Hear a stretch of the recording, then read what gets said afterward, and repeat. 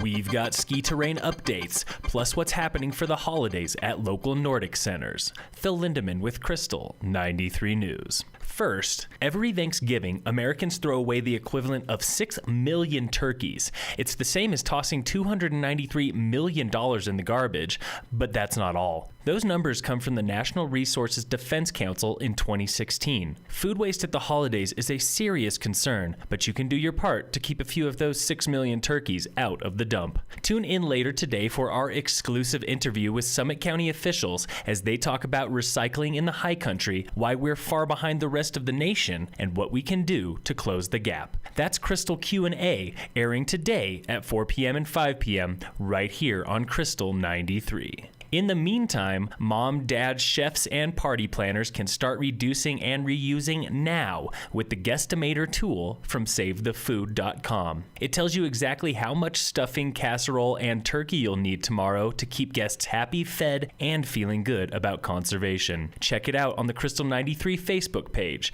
That's Krystal with a K with SaveTheFood.com. A spike in felony crimes across Colorado has lawmakers wondering if new criminal justice reforms are to blame. The Denver Post reports that in the past 5 years, felonies across the state have jumped by 50%. State officials can't point to one cause, but they say a 2013 reform that cut drug penalties might have sent the wrong message. That reform eased sentencing for low-level drug crimes and replaced jail time with probation to ease overcrowding in state jails. Lawmakers also want to close loopholes for sex offenders and habitual offenders.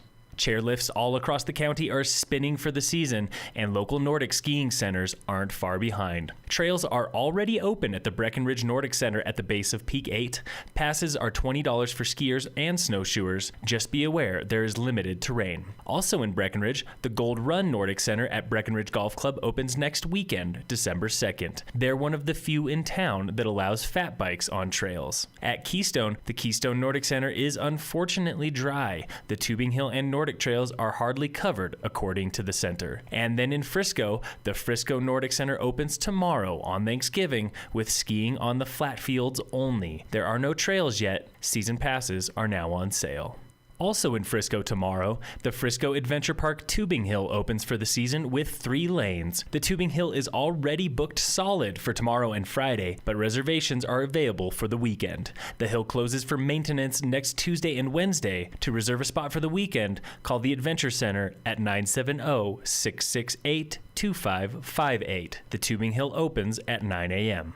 And then out on the slopes this week, Keystone opened River Run and the Edge today for true top-to-bottom skiing. That means no more downloading the River Run Village. On Friday, Keystone opens all of Schoolmarm for top-to-bottom access at Mountain House Village. And then starting this week is night skiing. That opens tonight, but there is no beginner terrain until Friday. In Breck, Peak 9 is open today with beginner trails. There's also the Quicksilver Chair and Peak 8 Super Connect. The Terrain Park crew also opened Lower Park Lane on Peak 8 today. Copper and A-Basin both expect to open more terrain by this weekend, while at Loveland, 4 chairlifts are open between the Basin and Valley. Loveland also wins the terrain game with 13 runs currently open. None of the ski areas in Summit County have black terrain yet.